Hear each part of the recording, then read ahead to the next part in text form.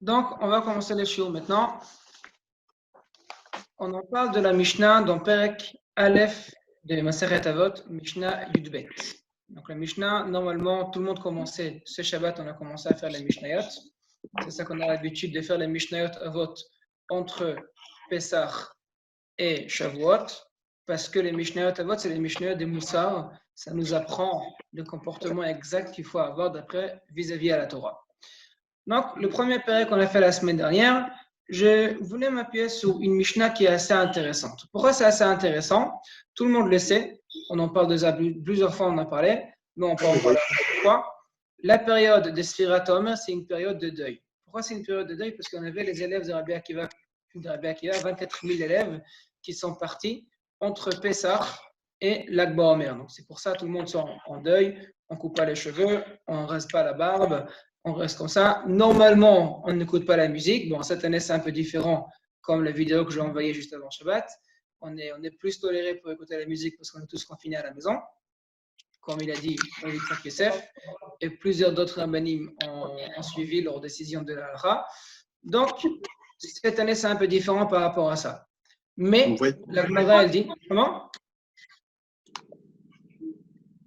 Il y avait une question, j'ai mal entendu.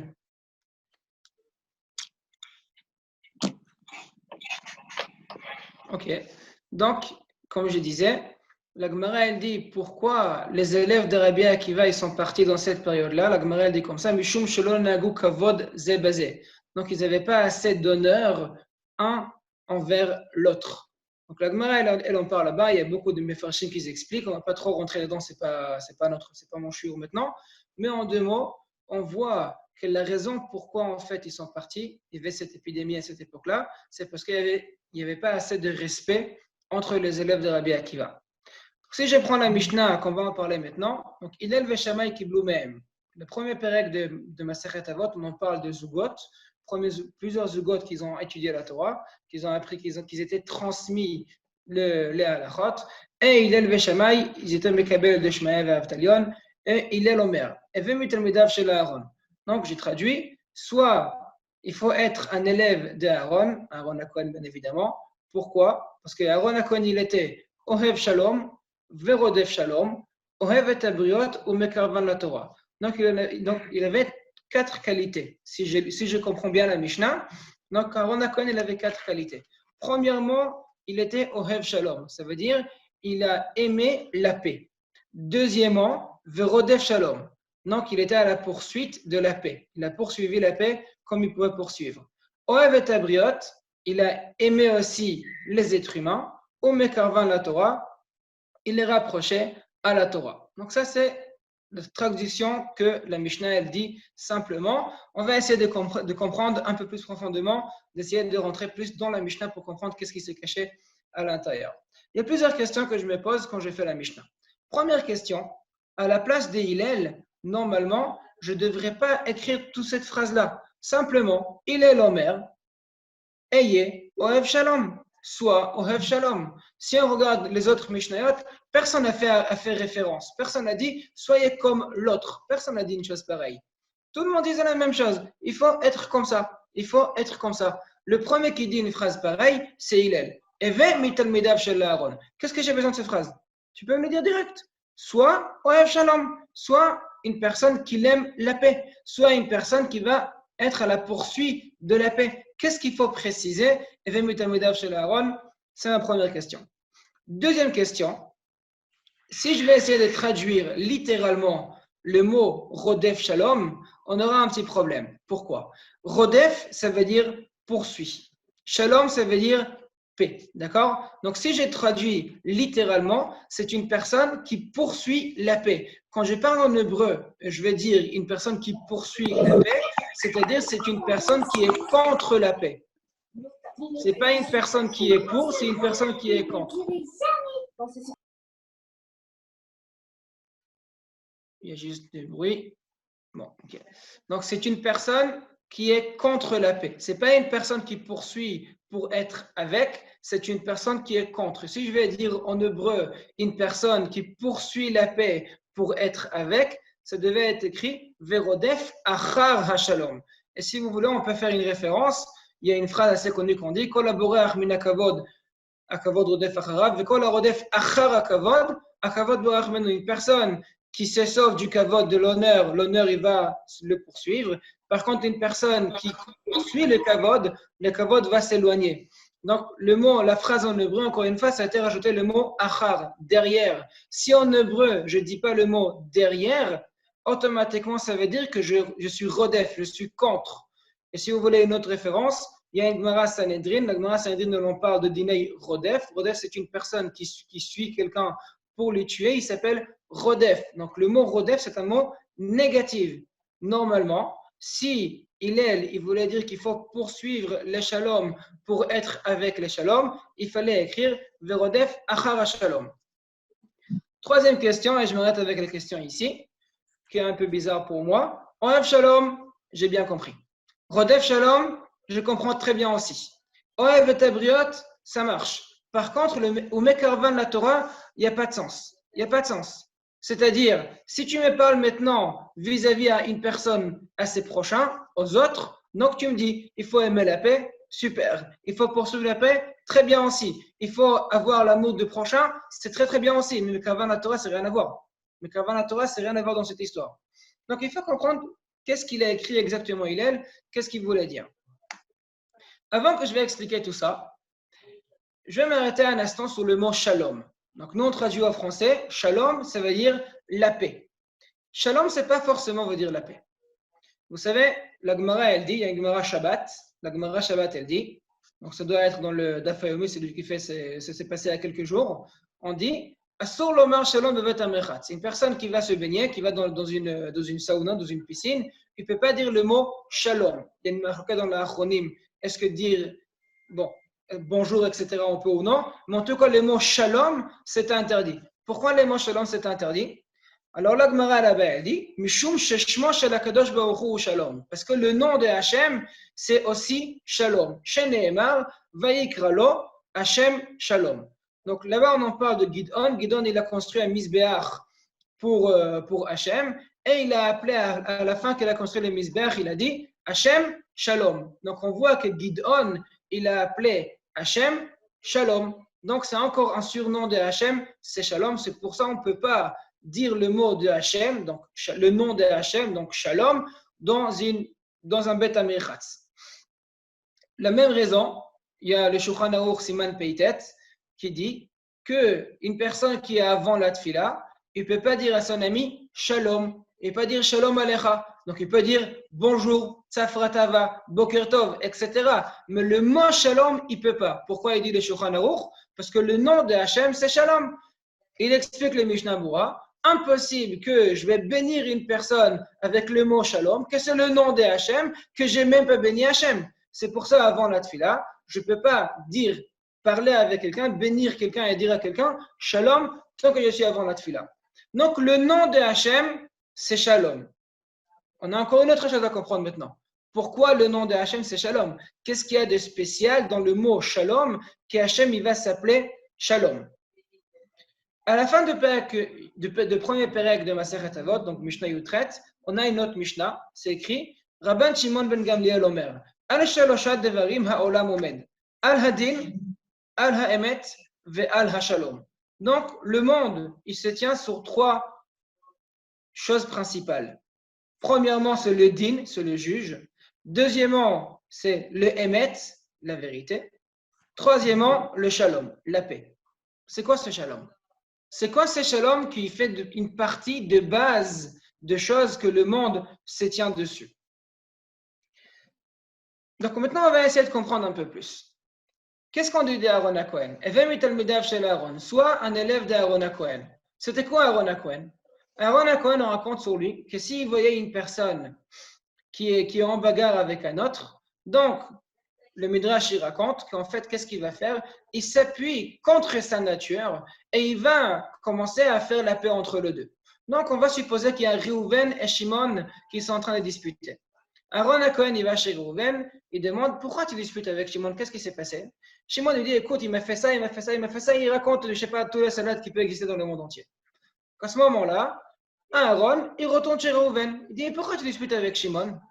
Alors Reuven dit, parce que Shimon, il m'a fait tout ça. Alors Reuven dit, tu sais, j'étais maintenant chez Shimon. Et Shimon, il m'a dit que s'il a la possibilité de redevenir ami avec toi, il le ferait tout de suite. Et Reuven, bien sûr, il ne le croit pas. Il dit, c'est pas possible. Je le connais bien, etc. Vous comprenez bien comment ça marche. Malgré qu'Aaron, il a menti, il a sorti des mensonges, il a fait ça. Pourquoi il a fait ça?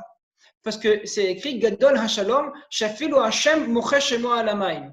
Le Shalom, il est tellement grand, il est tellement important dans ce monde-ci-là, qu'Hachem, il accepte qu'on va effacer son nom pour ramener le Shalom. Donc là, évidemment, on parle de Parashat Sota. Une personne que son mari, une femme que son mari pense que la femme, elle a trompé, donc il peut la menacer et après le ramener à Beth Amikdash. Et dans le Beth Amikdash, on prépare une grande cérémonie et au milieu, on prend la paracha de Sota et on va le mettre dans l'eau vivante, dans l'eau des puits de source.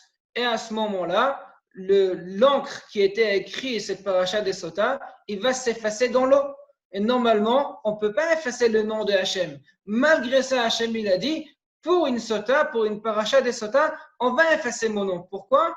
Parce que peut-être le mari, il a tort, et le fait qu'il va voir que sa femme ne l'avait pas trompé, il va recroire sa femme. Et s'il va croire sa femme, je vais ramener le shalom. Donc, Gadol shalom. D'accord? Aaron à Cohen, il voyait très très bien que le shalom pour Hachem, il est très grand. Et comme le shalom, il est très grand, il a accepté d'échanger même un peu de choses. Meshanim mipene darke shalom. On peut arranger un peu les affaires. Pourquoi? Mipene darke shalom. Pour arriver au shalom à la fin. Donc, qu'est-ce qu'il faisait? Il a dit à chaque personne, tu sais, l'autre, il veut faire la paix avec toi, sauf qu'il a honte. Comme ça, il a dit à chacun, et avec ça, il a réussi à ramener le deux. Ça, c'est Aaron à Cohen. C'est quoi Hillel? Alors, on connaît tout le monde, Hillel et Shammai. Hillel et Shammai, c'était le deux premiers qui étaient cholkim dans l'histoire juive. Avant Hillel et Shammai, il n'y avait aucune machloket. Et à Hillel et Shammai, le machlokot a commencé. Entre Hillel et Shammai, il y avait les premiers machlokot. Avant qu'on va pas rentrer exactement pour comprendre c'était quoi l'habitude des Hillel et de Shammai, et avec ça, on pourra comprendre pourquoi ils étaient cholkim. Mais après, il y a des histoires qui sont assez connues, mais sont très importantes pour essayer de comprendre la différence exacte entre Hillel et Shammai. La Gemara raconte qu'il y avait un goy une fois, il est arrivé chez Shammai et il a dit « J'aimerais bien me convertir à la judaïsme, d'être un juif.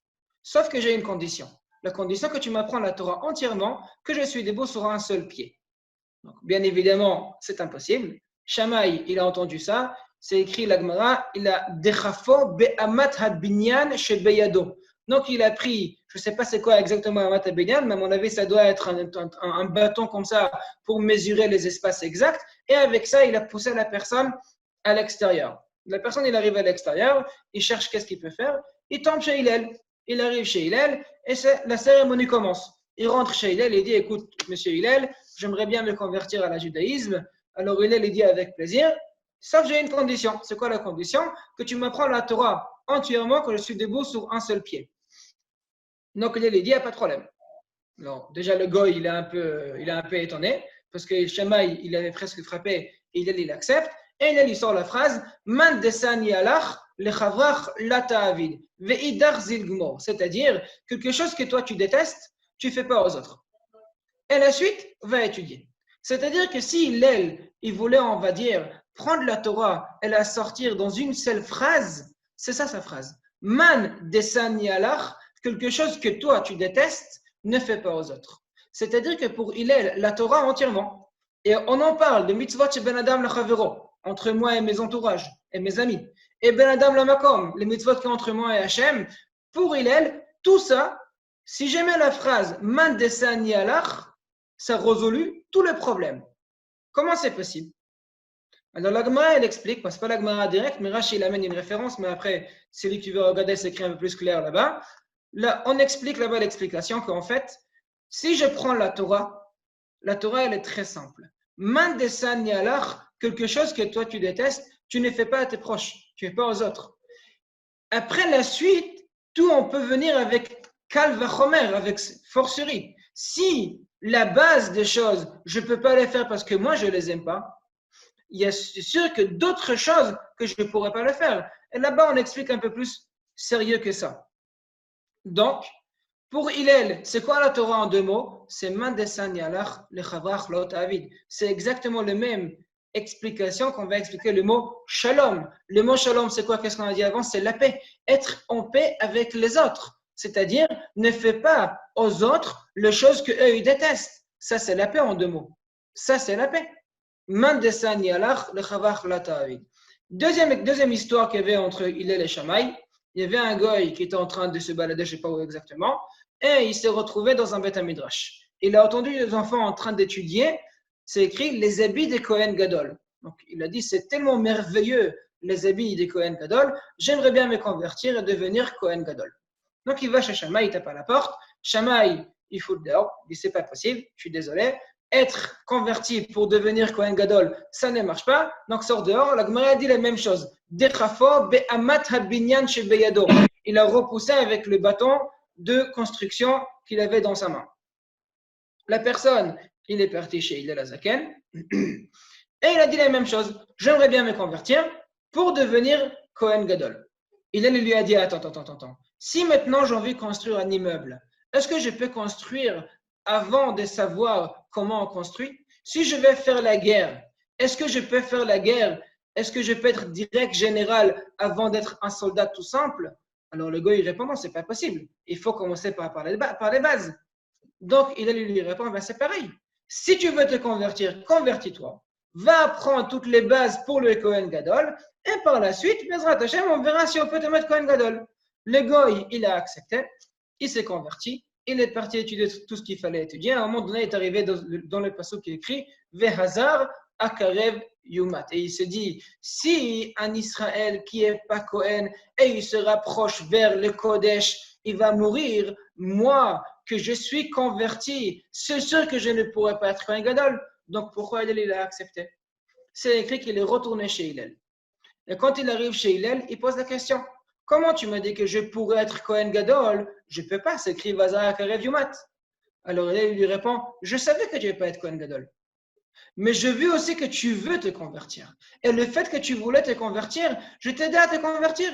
Et après, par la suite, je te laissais comprendre seul que tu ne pourras pas être Kohen Gadol. Et tu as compris très bien tout seul le message. La grande différence entre Hillel et Shammai, c'était exactement ça. Shammai, il était dans la qualité de Emet. Emet, ça veut dire la vérité absolue. Je ne commence pas à essayer de chercher à droite à gauche. Je tranche le Emet et je suis le Emet. Et c'est peut-être pour ça qu'on dit qu'il a repoussé avec le Amat Abinyan. Amat Abinyan, c'est écrit Aleph, Mem, Taf. C'est le même mot qu'Emet. Et c'est quoi le Binyan? Binyan, c'est une construction.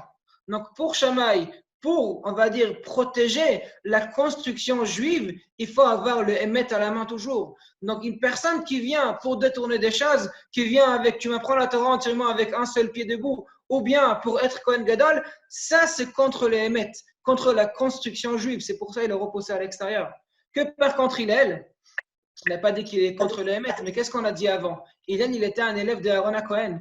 Il disait exactement comme Aaron Cohen, si je peux arriver, si je peux faire des choses dans une autre manière, je veux le faire. Et quand il voit une personne qui se rapproche pour se convertir, il se rapproche pour devenir un juif, il a essayé d'aider s'il peut. Il a laissé la personne comprendre, bien évidemment, après. Si je prends le mot shalom en hébreu, il s'écrit Shin, Lamed, Vav et même Sophit. J'enlève le Vav qui est au milieu, ça me fait le mot Shalem. Le mot Shalom, ça me fait le mot Shalem. Shalem, c'est la shlemut, c'est être complet. C'est quoi Shalom? C'est quoi l'idée d'être Shalom? Shalom, ça veut dire être en paix avec quelqu'un d'autre, c'est-à-dire être complet. Être quelqu'un qui est complet, qui est bien. Ça, c'est le mot shalom. Ça, c'est l'explication que je veux dire quelqu'un qui est shalem. Pardon?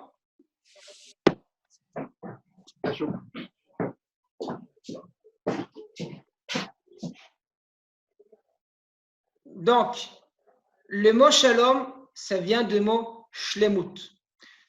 On sait très bien, on a lu ça juste avant Purim, dans Parashat Zachor, Kiyad al-Kesiyah milchama la Hashem ba'amalek midor dor. On sait très bien que le nom de Hachem, pardon, la chaise de Hachem, elle n'est pas complète. Aussi, le nom de Hachem, il n'est pas complet, tant qu'il y a encore des Amalek dans ce menti-là. Pourquoi? Parce que Amalek, c'était les premiers qui sont venus contre le peuple juif. Donc, le nom de Hachem, il n'est pas complet, tant que Milchama, tant qu'Amalek, qui sont là. C'est quoi complet? C'est quoi quelque chose qui est complet, qui est shalem? Si on veut décrire maintenant quelque chose qui est shalem, ça veut dire quelque chose qui est complet, qui est ferme, quelque chose qui n'a pas des endroits qui sont cassés. Ça, c'est le mot complet. Quand on dit Evem Talmidav chez Aaron, si on veut expliquer Evem Talmidav chez Aaron, c'est une personne qui cherche toujours à compléter, à ramener tout le monde à être complet. Pourquoi? Parce que lui, il voulait compléter le nom de Hachem. Il voulait que le nom de Hachem sera complet comme il doit être. Et comme Aaron, il a très bien compris, le fait qu'il manque de shalom dans ce monde-là, le fait qu'il y a un manque dans ce monde, automatiquement, le nom de Hachem, il ne peut pas être complet. À part l'histoire d'Amalek, le fait qu'il y a des machlokot, le fait qu'il y a des disputes, le fait qu'il y a des malentendus, automatiquement, le nom de Hachem, il n'est pas complet. Donc, Aaron, il s'est mis à fond. Pourquoi? Pour recompléter le nom de Hachem. Il voulait que le nom de Hachem sera complet. Pourquoi? Parce que Hachem, il s'appelle Shalom. Et comme je disais avant, Shalom, ça vient du mot Shalem. Tant que le nom de Hachem, il n'est pas encore Shalem, il ne peut pas être Shalom. Maintenant, je vais essayer d'expliquer un peu les questions qu'on était avant. Juste pour la deuxième question que j'ai posée, j'ai vu une explication qui est assez sympathique. C'est écrit, qu'est-ce que j'ai posé? Oev Shalom, Verodef Shalom. Je disais qu'en fait, en hébreu, quand je prends le mot Rodef Shalom, c'est une personne qui poursuit contre le Shalom. Parce que si je veux dire en hébreu une personne qui poursuit la paix, il faut rajouter le mot Achar, Rodef, Achar Shalom. La Gemara, Sanhedrin, elle nous amène Kinus le tzadikim, tov lehem vetov laolam. Vela reshaim, ra lehem vera laolam. C'est-à-dire, un rassemblement pour les tzadikim, c'est bien pour eux et c'est bien pour le monde. Par contre, pour les reshaim, c'est mauvais pour eux et c'est mauvais pour le monde. D'après ça, on peut expliquer dans cette manière-là. Quand Aaron à Cohen, il voyait deux personnes, deux justes, deux tzadikim, qu'ils étaient, on va dire, en guerre entre eux, ils étaient en dispute entre eux, donc il s'est tué, il a fait toutes les possibilités possibles pour ramener le shalom, la paix entre les deux. Pourquoi? Kinus le tzadikim, tov lehem ve tov laolam. Comme ça, il peut recompléter le nom de Hachem. Par contre, si Aaron y voyait deux Rechaïm qui s'entendaient bien, deux Rechaïm qui étaient ensemble pour faire je ne sais pas quoi, Aaron il savait très bien, Vela Rechaïm, Ralahem, Vera Laolam. Donc c'est mauvais pour eux et c'est mauvais pour le monde. À ce moment-là, qu'est-ce qu'il a fait? Il a fait l'inverse. Il était Rodef Shalom. Il a poursuivi contre les shalom. Il voulait enlever ces shalom-là. Pourquoi? Pour enlever ces trucs-là de Ralahem vers Laolam. C'est pour ça Aaron, il a essayé d'enlever ces shalom. Donc carrément, il était Rodef contre les shalom. C'est pour ça que c'est écrit Rodef Shalom. C'est une explication qui est sympathique, mais bon, pour moi, c'est pas ça que je voulais dire, parce que moi, j'aime bien, quand je vois une Mishnah, j'aime bien prendre une explication qui est valable pour la Mishnah entièrement. Oev Shalom, Verodef Shalom. Oev et Tabriot ou Mekarvan la Torah. Aaron à Cohen, c'était une personne, c'était un Cohen. D'accord? Aaron à Cohen, donc c'était un Cohen. La Gemara Gittin, elle nous dit que les Kohanim, leurs qualités, ils ont beaucoup de qualités, mais un de leurs qualités qui est un peu négative, Kohanim kapdanim hem. Donc Kohanim, c'est des personnes qui s'énervent très rapidement. Et d'ailleurs, c'est pour ça, quand on fait un get, un acte de divorce pour un Kohen, c'est bien plus compliqué qu'un acte de divorce normal. Pourquoi? Parce qu'un Kohen qui divorce sa femme, il ne peut pas se remarier avec sa femme. Et un Israël qui est divorcé, il peut se remarier. Et on a peur qu'un coup de dette, parce qu'il était très énervé, il a décidé de divorcer sa femme, mais dans la vérité, ce n'est pas ça qu'il a envie. C'est pour ça qu'on donne un get pour un Kohen. Il est beaucoup plus compliqué à l'écrire. Pourquoi? Kohanim kapdanim hem. Kohanim, la qualité d'un Kohen, malheureusement, il s'énerve rapidement. Donc, Aaron à Cohen, dans cette qualité de Cohen qu'il était, on va dire, il s'énervait assez rapidement contre les autres. Malgré cette qualité, qu'est-ce qu'il a essayé de faire tout le temps? Il a essayé de faire la paix. On raconte que Aristote, il était très intelligent, c'était un philosophe très connu, et aussi il connaissait la chokhma, la Torah, la théologie, des écritures sur la main. Donc, pas l'écriture, les signes qu'il y a sur la main, il savait le comprendre, qu'est-ce que c'est exactement. Et une fois, il a entendu qu'il y a un autre philosophe qui vient dans sa ville à lui, que lui aussi, il est très très fort dans l'explication des signes qu'il y a sur la main. Donc, comme lui, ce n'était pas pour son honneur d'y aller chez l'autre, parce que c'était Aristote quand même, il a pris l'empreinte de sa main, donc il a mis sa main dans des cires, et avec ça, il a fait l'empreinte exacte de sa main à lui, et il a envoyé ses élèves à l'autre pour que l'autre, il a essayé de consulter pour dire ses résumés, qu'est-ce qu'il pense sur Aristote, bien évidemment, sans dire que c'est Aristote. Donc, ses élèves sont partis chez l'autre, et ils reviennent chez Aristote et disent, l'autre, c'est n'importe quoi. Alors, ça te demande pourquoi. Et en fait, parce qu'il a dit que la personne que cette main lui appartient, c'est une personne qui est très, très, très intelligente, qui est très, très grande dans son intellect. Par contre, c'est un tueur, c'est un voleur, et c'est une personne qui est très mauvais et très orgueilleux. Et nous, on sait très bien qu'il n'était ni un tueur, ni un voleur, ni un orgueilleux. Donc, ça veut dire qu'il raconte n'importe quoi. Et Aristote, il leur a dit, en fait, il a raison de 100%. Dans ma nature, je suis un tueur, je suis un assassin. Dans ma nature, je suis un voleur. Dans ma nature, je suis un orgueilleux. Mais avec mon intellect, avec mon intelligence, avec ma philosophie, je réussis à être contre cette façon de faire. Malgré que dans ma nature, je suis comme ça. Aaron Cohen, c'était exactement pareil. Dans sa nature, c'était une personne qui était capdane, qui s'énervait. Il était comme ça, c'était un Cohen. Cohen et capdani, mais il n'a pas le choix. Il était une personne comme ça. Malgré qu'il était comme ça, il est devenu contre sa nature. Pourquoi? Pour essayer de recompléter le nom de Hachem, pour mettre le nom de Hachem complet. Donc, il travaille contre sa nature. Tellement il travaille contre sa nature qu'automatiquement, il a un surnom. Le surnom qu'Aaron Cohen il a maintenant, c'est Shalom. C'est quoi Rodef Shalom? Rodef Shalom, je peux expliquer de plusieurs manières. Je peux expliquer que Rodef Shalom, ça veut dire son surnom, Shem Nirdaf, ça devient Shalom. Tellement c'est une personne qui aime la paix, qui aime le Shalom pour compléter le nom de Hachem, que chaque chose qu'il est en train de faire, chaque manière qu'il est en train de faire de sa vie, c'est pour ça. Ça veut dire que c'est une personne qui s'appelle maintenant Shalom. Quand il nous dit maintenant Ohev Shalom, Verodef Shalom, pas forcément il veut dire Rodef Shalom dans une manière de Redifa contre. Non, il veut dire que maintenant nous tous on va lui appeler Shalom. Pourquoi? Parce que la personne, tellement il aime le Shalom, qu'il devient la personne même, il devient Shalom. Et maintenant je continue. Ohevet Abriot. Qu'est-ce que ça veut dire Ohevet Abriot? Vous savez, il y a un marcha quelque part qui dit qu'aujourd'hui, il n'y a plus la mitzvah de Tochecha. C'est écrit Ocher, Tocher et Amitecha. Si je vois un juif qui fait une avera, d'après la Torah, je dois faire la mitzvah de Ochacha. Je dois y aller chez lui pour lui dire écoute, qu'est-ce que tu as fait, c'est pas bien. Tu devrais te comporter différemment. Comme ça, la Torah, elle avait dit. Il y a un marcha qui dit quelque part qu'aujourd'hui, il n'y a plus cette mitzvah de Tochecha. Pourquoi? Qu'est-ce qui est écrit dans la Torah? Ocheach tochiach et amitecha. Va reprocher qui? Ton ami. Il dit le Maharsha, pour pouvoir reprocher une personne, avant tout, il faut que cette personne soit ton ami. Il faut que cette personne, il va être un ami à toi. Si cette personne, tu ne le vois pas comme un ami à toi, tu ne peux pas faire la horacha. Tu ne peux pas aller lui reprocher. Ça, c'est ochiach, tochiach et amitecha.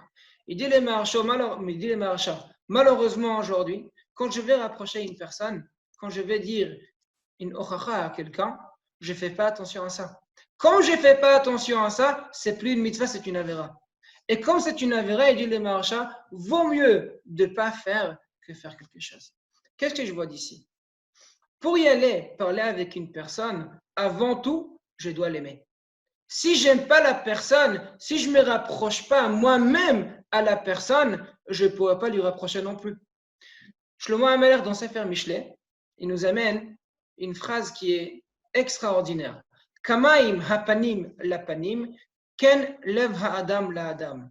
Exactement comme il y a le reflet de visage sur l'eau, qui ressemble exactement, c'est pareil le ressentiment entre le cœur. Exactement comme moi je ressens sur la personne qui est en face, c'est lui qui ressent sur moi. Donc si moi je l'aime cette personne, lui aussi il va m'aimer. Mais si moi je l'aime pas, il m'aimera pas. Kamaim apanim lapanim, ken lev ha'adam l'adam. On raconte qu'il y avait une fois un rave. Donc cette histoire, moi je l'ai entendue au moins dans 15 versions différentes. Donc je préfère ne pas dire le nom du rave parce que chacun il entend différemment. On raconte comme ça. Il y avait un petit village. Dans ce village, il y avait une dame qui était veuve. Elle avait un petit stand de vendre de fruits et légumes dans le marché. Et dans ce village, il y avait une personne qui s'appelait Shimshon. Ce Shimshon-là, c'était une personne qui n'était pas du tout sympathique. C'était une personne qui était très fort, très balèze, très grand. Et c'était une personne, malheureusement, c'était un voleur. Donc, il avait l'habitude d'y aller dans les magasins, prendre la marchandise qu'il voulait et jamais payer. Jamais. Une fois, il est arrivé au marché, il arrive au stand de cette veuve et il prend les fruits et les légumes, tout ce qu'il voulait, et il part. Donc la veuve, elle crie, attends, mais t'as pas encore payé? Alors Shimshon, il s'est retourné et dit, mais je m'appelle Shimshon. Je dis, alors, tu as pris, tu payes, c'est normal. Je dis, ben, renseigne-toi c'est qui Shimshon et après tu viens te réclamer envers moi. Donc elle est partie vérifier autour d'elle c'est qui ce Shimshon-là. Elle a entendu, écoute, Shimshon, on ne peut rien faire. Tu veux faire quelque chose? Tu vas chez monsieur le rabbin, c'est le seul qui pourra réagir. Donc, elle est partie chez le Rav. Elle dit, Rav, voilà ce qui s'est passé. Il est arrivé au marché, il était direct dans mon stand, il a pris les choses qu'il voulait et il n'a rien payé. Donc, je réclame mon argent. Le rabbin, il a envoyé quelqu'un pour appeler Shimshon. Shimshon, il vient et le rabbin, il dit, écoute, est-ce que cette histoire est vraie? Ce matin, tu étais au marché? Oui. Tu as pris des fruits et légumes? Oui. Tu as payé? Non. Pourquoi? Parce que je ne paye jamais. Il dit, mais ça veut dire quoi que tu ne payes jamais? Je dis, bah, je n'ai jamais payé. Alors, ben, écoute, c'est maintenant que tu payes toutes tes dettes, parce que sinon, je vais te mettre en nidouille. Et tu fais attention à toi. Parce que si je te mets en nidouille, personne ne va se rapprocher. Alors, Shimshon, il regarde le rabbin et dit, attends, mais je suis Shimshon. Le rabbin dit, et alors, la Torah, elle est égale pour tout le monde, pour Shimshon ou pour Shimon. C'est exactement pareil, n'importe qui. Alors, Shimshon, il n'avait pas le choix. Il a sorti son argent, il a commencé à payer à tout le monde, et il a dit au rabbin, bah, tu vas voir. Le jour va arriver, tu vas voir qu'est-ce qui va se passer. Quelques jours après, le rabbin il était appelé pour faire Sandekaout pour la circoncision, pour la brit mila de quelqu'un, en dehors de la ville. Donc, il a pris, je ne sais pas si c'était une Rolls-Royce ou une charrette, je ne suis pas trop au courant. En tout cas, il a pris sa charrette pour prendre le chemin, et de loin, il voit un cheval qui commence à cavaler derrière lui. Il essaie de voir qui c'est la personne, et il voit que c'est Shimshon avec un pistolet qui va à la poursuite, et il comprend très bien qu'est-ce qu'il pense faire. Donc, le rabbin, il s'est arrêté, il a réfléchi, et après 5 minutes, Shimshon, il est arrivé devant lui et il s'est mis par terre à pleurer. Il a demandé pardon pour tout ce qu'il lui a fait et ils ont parlé pendant quelques minutes. Shimshon, il est parti. Donc, le cocher, il a dit, mais qu'est-ce qui s'est passé? Il est arrivé ici pour te tuer. Comment c'est possible qu'à la dernière minute, juste avant de te tuer, il a regretté, il a demandé pardon? Et le rabbin a dit, c'est exactement ça. Kamaim hapanim lapanim, ken lev ha'adam la'adam. Je savais que Shimshon, il me déteste. Donc, dans mon cœur maintenant, je rentrais dans mon cœur profondément que j'aime cette personne. J'ai pitié pour cette personne pour la façon comment il a grandi. J'ai pitié pour lui pour son éducation. Mais je l'aime la personne. Comme j'ai rentré dans mon cœur profondément que j'aime cette personne, quand il est arrivé devant moi, il ne peut rien me faire. Parce que lui aussi, il m'aimait. Il n'avait pas le choix. Quel lève Adam? L'Adam, il n'avait pas le choix. Il m'aimait. Et comme il m'aimait, comment il va me faire quelque chose? Il ne peut rien me faire. C'est l'astuce à faire. Il dit c'est rabbin. Donc c'est une histoire qui est racontée sur plusieurs rabbanim. Il y a Reb Chaim Mivologine, j'ai entendu aussi sur le Stipler, sur le Reb Shalom Shmadron, sur plusieurs rabbanim. Mais l'idée, toujours il revient dans la même idée. Kamaim apanim lapanim, ken lev ha'adam la'adam. C'est comme Oevet Abriot, il dit l'Elazaken, pour pouvoir être Ohev Shalom, pour pouvoir faire la paix, pour pouvoir poursuivre la paix correctement, il faut être Evet Abriot. Il faut rentrer dans mon cœur l'amour de prochain. Parce que si j'aime pas celui qui est en face, si j'aime pas la personne que je vais lui parler, je n'arriverai pas à parler avec lui. Je n'arriverai pas à changer son comportement parce que je l'aime pas. Et le fait que je l'aime pas, il m'écoutera pas non plus. La condition que la personne qui est en face, il va m'écouter, c'est cette condition. Que quand je parle avec lui, je parle avec l'amour. C'était ça à Aaron Cohen. La grandeur d'Aaron Cohen, c'est quand il est arrivé chez quelqu'un, il n'a pas cherché qu'est-ce qui est mauvais chez lui. Il a cherché tout le temps qu'est-ce qui est bien chez lui. C'est quoi ses bonnes qualités? C'est quoi ses bonnes choses? C'est quoi ses bons actes? Et automatiquement, dans son cœur, il a rentré l'amour de cette personne qui était en face. Et après qu'il a rentré l'amour de cette personne, il pouvait parler avec la personne pour qu'il commence à changer ce comportement. Tant qu'on n'a pas rentré dans notre cœur l'amour de nos proches, l'amour des autres, on ne pourra jamais faire quoi que ce soit. Il est l'Omer, Evem Betalmedav Shel Aaron. Ça veut dire quoi, Evem Betalmedav Shel Aaron? Pour pouvoir être un Talmid de Aaron, pour pouvoir être un vrai Oev Shalom, un vrai Rodef Shalom, et la suite, il faut être un Talmid de Aaron. Il faut être un élève de Aaron. Je m'arrête parce que je pense que dans quelques secondes, ça va couper. Donc, je coupe maintenant, je relance la discussion et celui qui veut se remettre, il se remet. Avant, pour pouvoir parler avec une personne, pour pouvoir rapprocher vers une personne, il faut avant tout, il faut l'aimer. Si j'aime pas la personne, je pourrais pas aider que la personne se rapproche vers moi. Et c'était ça les qualités d'Aaron Cohen. On raconte une fois qu'il y avait Ephraim Brisk, il avait l'habitude de faire des petites balades dans Brisk. Il habitait à Brisk, donc il s'est baladé là-bas. La différence que normalement il s'est baladé avec le grand chapeau de Rabbanim, avec le grand frac, cette fois-ci-là, il était, on va dire, en civil. Il était normal, avec un petit chapeau normal, avec une petite veste, normal en train de se balader. Dans sa petite promenade, il se rapprochait vers la gare de Brisk. En arrivant là-bas, il y a un juif qui descend, qui voit un autre juif, donc il demande, est-ce que vous pouvez m'aider? Je dois aller vers l'hôtel. Il dit, avec plaisir. Il vient, de toute façon, je vais vers là-bas, viens avec moi. Donc Ephraim Brisk, avec cette personne, cet inconnu, que l'inconnu, il n'a pas reconnu Ephraim Brisk. C'est pas comme aujourd'hui qu'on a les photos de tout le monde. Il n'y a pas de photos. Donc, comme il voyait un juif qui est simple devant lui, il pensait que c'est un juif tout simple. Donc, Ephraim Brisk est en train de se balader avec notre ami, notre inconnu. Et l'inconnu dit à Ephraim Brisk, écoutez, la valise, elle est très, très lourde. Est-ce que vous pouvez me porter quelques minutes? Donc, Ephraim Brisk dit, avec plaisir, donne-moi la valise. Il a pris la valise. Effectivement, la valise était hyper, hyper lourde. Après 5 minutes, Ephraim me dit, écoute, c'est un peu lourd pour moi aussi, si tu peux me changer. Alors, le juif, il lui dit, écoute, j'ai pris un long chemin, je suis très fatigué. Est-ce que tu peux me prendre? Donc, Ephraim Brisk, sans rien dire, il a pris. Juste avant qu'il est arrivé à l'hôtel, Ephraim lui dit, écoute, l'hôtel, c'est juste là-bas au coin de la rue. Tu vas là-bas. Donc, il dit, jusqu'à maintenant, tu es venu à ma tribu mitzvah.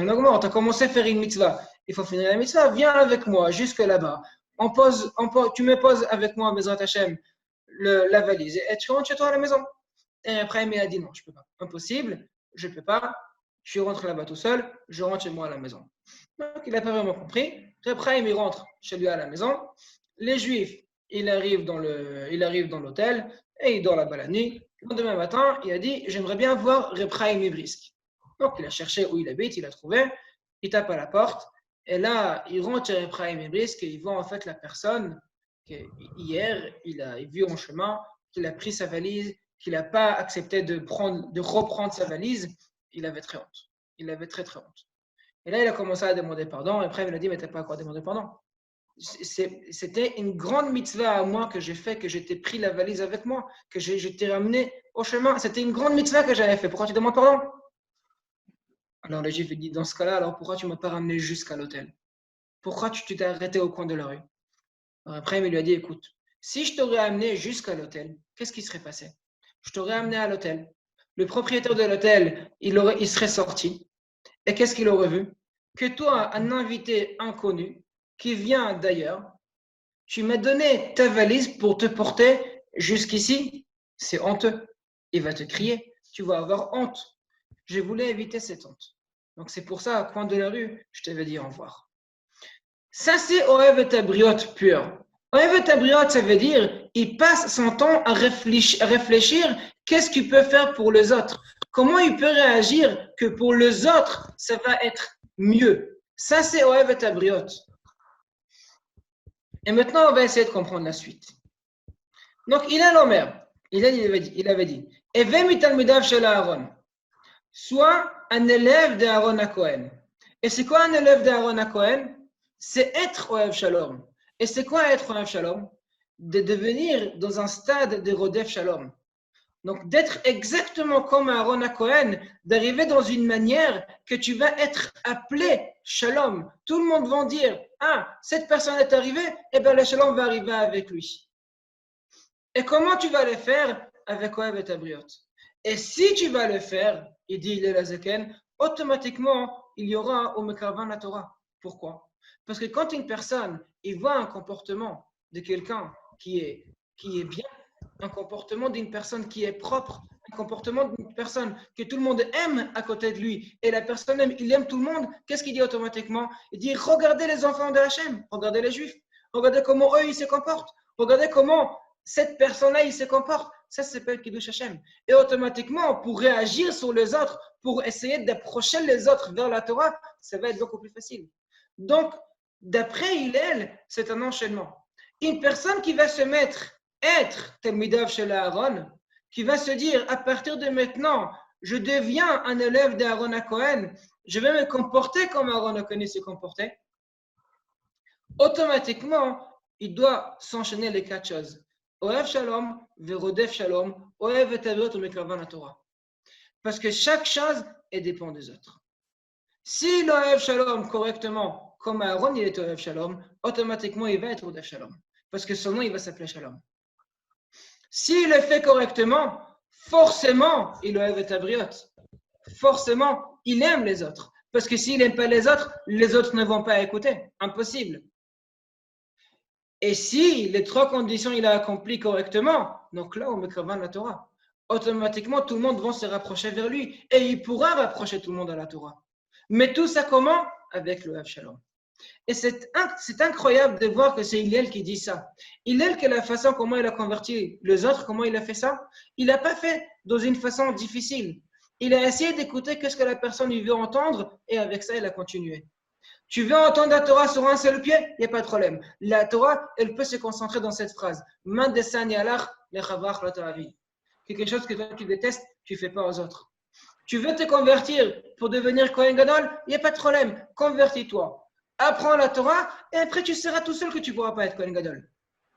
C'est la façon comment il a réagi. C'est la façon comment il a vu les choses. Et c'est la façon comment il nous enseigne pour pouvoir être correctement avec les autres. C'était assez important pour moi de parler de ça maintenant, parce que maintenant on a la Sfirat Omer, comme je disais au début. La Sfirat Omer avait l'épidémie pour les élèves de Rabbi Akiva, 24 000 qui sont partis en même temps. Quand le coronavirus est sorti, il y avait Ephraim Kanievski en Israël qui disait que le coronavirus vient à cause du Lachon Hara, à cause de la médisance. À cause des personnes que malheureusement, ils ne font pas attention, ils parlent sur les autres. À cause de ça, le coronavirus arrive. Et je parlais déjà il y a quelques semaines en arrière, je disais encore à la Beta Knesset, qu'en fait, si on regarde les Metzora, si on regarde une personne qui dit la Shonara, la médisance, la Torah, elle dit que son punition, c'est la lèpre, c'est être Metzora. Metzora, c'est une personne qui va être exiliée, qui va être en quarantaine, qui va être confinée pendant entre 1 ou 2 semaines pour voir est-ce qu'il est malade ou non. Bizarrement, 2 semaines pour voir s'il est malade ou non. Après ces 2 semaines, s'il est malade, il doit rester en dehors de la ville pour contaminer personne. Et chaque fois qu'il rentre dans la ville, il doit crier autour de lui Tamé, Tamé Yikra. Il doit crier je suis impur. Et si on reprend le coronavirus, une personne qui on ne sait pas s'il est contaminé ou non, il doit être confiné chez lui pendant 2 semaines pour voir s'il a réagi ou non. Après 2 semaines, s'il n'a rien, il peut sortir. Par contre, s'il est malade, donc là, il doit rester pour ne pas contaminer les autres. Et s'il doit sortir dehors, il doit se mettre les masques, il doit faire attention de se rapprocher à personne. Il a dit Ibrahim Kanevski, le coronavirus, ça vient à cause du lachon hara. Le lachon hara, la médisance, c'est la pure chose qui casse le shalom. Parce que le fait qu'on parle sur les autres, contre les autres, le fait que je parle contre une autre personne, c'est ça la façon la plus simple et la plus pure pour être contre le shalom, contre la paix. Donc, si on peut dire une chose pareille, mais contre le nom de Hachem. Parce que le nom de Hachem, c'est shalom. Et si je me comporte différemment que shalom, si je me comporte, on va dire, même à l'opposé de cette idée-là, donc je me comporte, on va dire un peu l'inverse que Hachem. Donc, on va essayer de prendre cette leçon d'ici, Bezrat Hachem, pour comprendre qu'en fait, rien vient par hasard. Si Hachem il a envoyé une chose pareille, c'est pour nous mettre en garde. C'est pour que nous, on fait attention à notre façon de se comporter.